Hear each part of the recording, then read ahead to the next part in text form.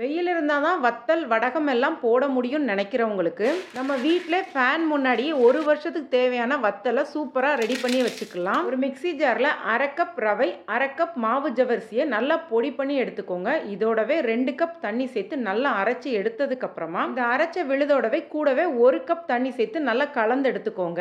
இங்கே ஒரு அடிகனமான பாத்திரத்தில் 6 கப் தண்ணி சேர்த்துக்கோங்க. மொத்தமாக 9 கப் இன்னைக்கு தண்ணி சேர்த்துருக்கிறேன். தேவையான அளவு உப்பு சேர்த்து கொதி வந்ததுக்கு அப்புறமா அரைச்ச விழுத சேர்த்து மீடியம் ஃப்ளேமில் ஒரு 15 நிமிஷத்துக்கு நல்லா கைவிடாமல் கிளறி எடுத்திங்கன்னா இந்தளவு திக்காயிரும். கேஸ் ஆஃப் பண்ணிவிட்டு சீரகம், சில்லி ஃப்ளேக்ஸ், இதோடவே கருவேப்பிலையும் சேர்த்து நல்லா கலந்து எடுத்துக்கோங்க. இப்போ இதை மூடி வச்சிடலாம். கொஞ்சமாக சூடு ஆறுனதுக்கு அப்புறமா தான் இதை ஊற்றணும். ஊற்றும் போது ஃபுல்லாக ஆறி இருக்கக்கூடாது. கொஞ்சமாக சூடு இருக்கும் போதே ஊற்ற ஆரம்பிச்சிருங்க. 2 லேயரில் ஈர துணி விரிச்சிருக்கிறேன். இதில் இந்த மாதிரி சின்ன சின்னதாக ஊற்றி எடுத்துக்கோங்க.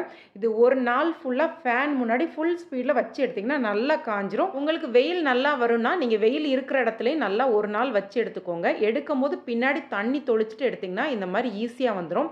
எடுத்ததுக்கு அப்புறமாவும் இதை ஒரு நாள் ஃபுல்லாகவே நல்லா ட்ரேயில் போட்டு காய வச்சுருங்க. ஃபேன் முன்னாடி ஒரு நாள் ஃபுல்லாக வச்சாலும் சரி, இல்லை வெயிலில் வச்சு எடுத்தாலும் சரி, இந்தளவு நல்லா காஞ்சி வந்துடும். அப்புறம் என்னங்க, ஒரு வருஷத்துக்கு தேவையான வத்தல் நீங்கள் ஈஸியாக ரெடி பண்ணிடலாம். இந்த வத்தல் பார்த்திங்கன்னா எக்ஸிபிஷனில் நம்மளுக்கு கிடைக்கும் பார்த்திங்களா, பெரிய அப்பளம், அந்த டேஸ்ட்டில் இருக்கும். கண்டிப்பாக ட்ரை பண்ணி பாருங்கள். குழந்தைங்க எல்லாம் விருப்பமாக சாப்பிடுவாங்க. ட்ரை பண்ணி பார்த்துட்டு கமெண்ட் பண்ணுங்கள். நன்றி, வணக்கம்.